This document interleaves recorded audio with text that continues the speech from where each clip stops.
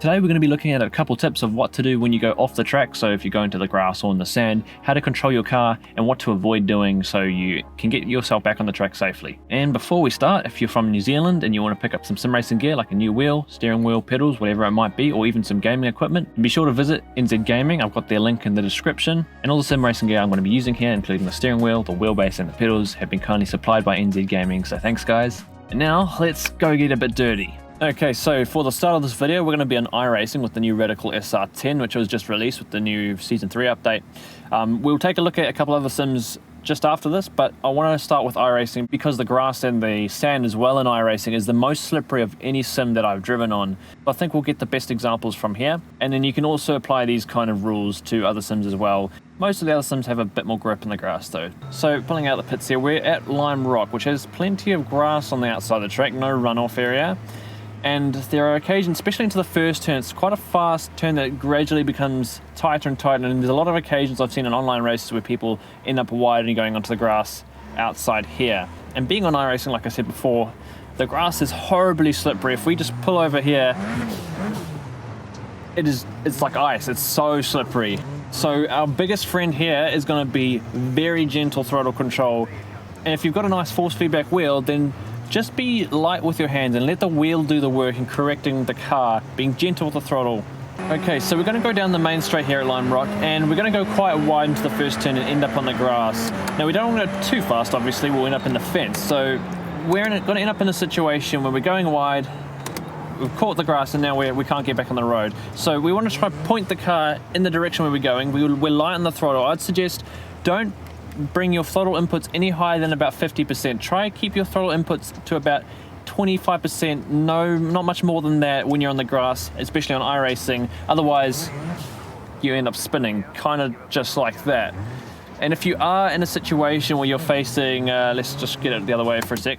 If you're facing the wrong way and you want to flick it around, all you need is just a quick little punch of the throttle, and that's all you need. You don't want to hold the throttle too long, or you're going to end up doing donuts on the grass, and yeah, you don't want to look like a fool doing that.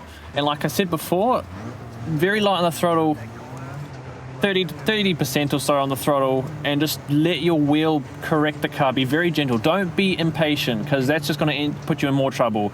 And try into the track very gradually. Don't come straight across the track, because you're going to probably run into the path of other cars. Just nicely, gently put yourself back onto the circuit safely, and you're back on your way.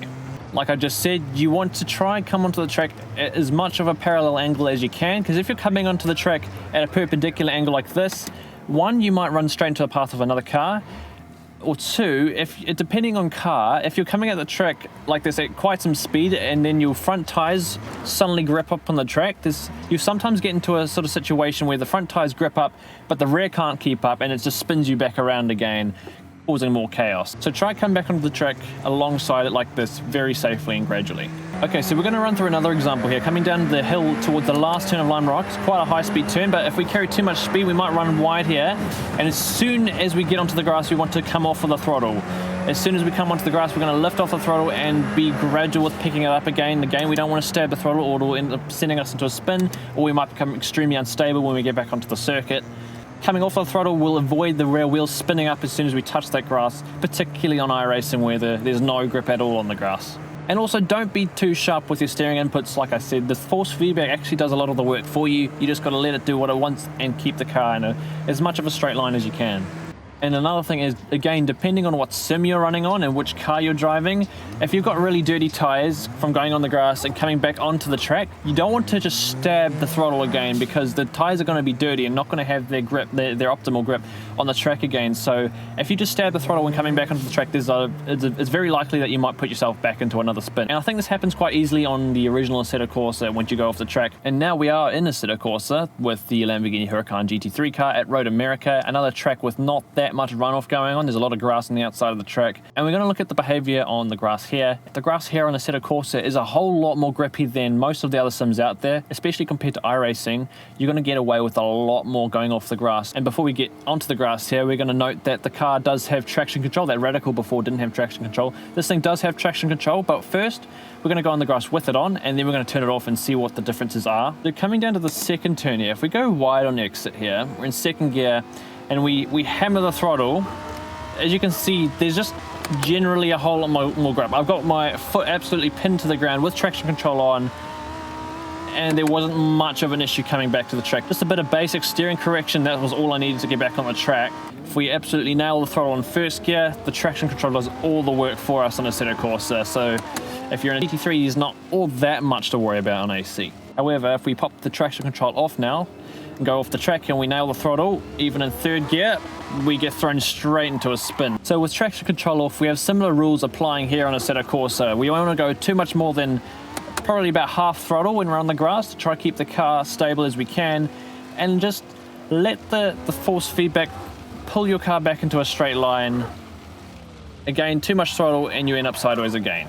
Right, so I've just spent quite a bit of time here on the dirt. I've got really dirty tires, and if we come back onto the road and absolutely pin the throttle, you can see just how little grip we have. We've got all that dirt on the tires, so just keep that in mind. If you're coming back onto the track after just spending time in the grass, you're not going to have the grip. Just be gentle with how you approach the throttle inputs coming back onto the track. And just to finish this video off, we're going to take a look at ACC now. Now, the grass in ACC is grippier than iRacing, but the difference with ACC is the grass is a whole lot bumpier than any other sim out there. So if we quickly go around the corner, we're at Ilton Park, by the way, which is another track with plenty of grass on the outside of the track. If we just go over here, watch how bumpy it is.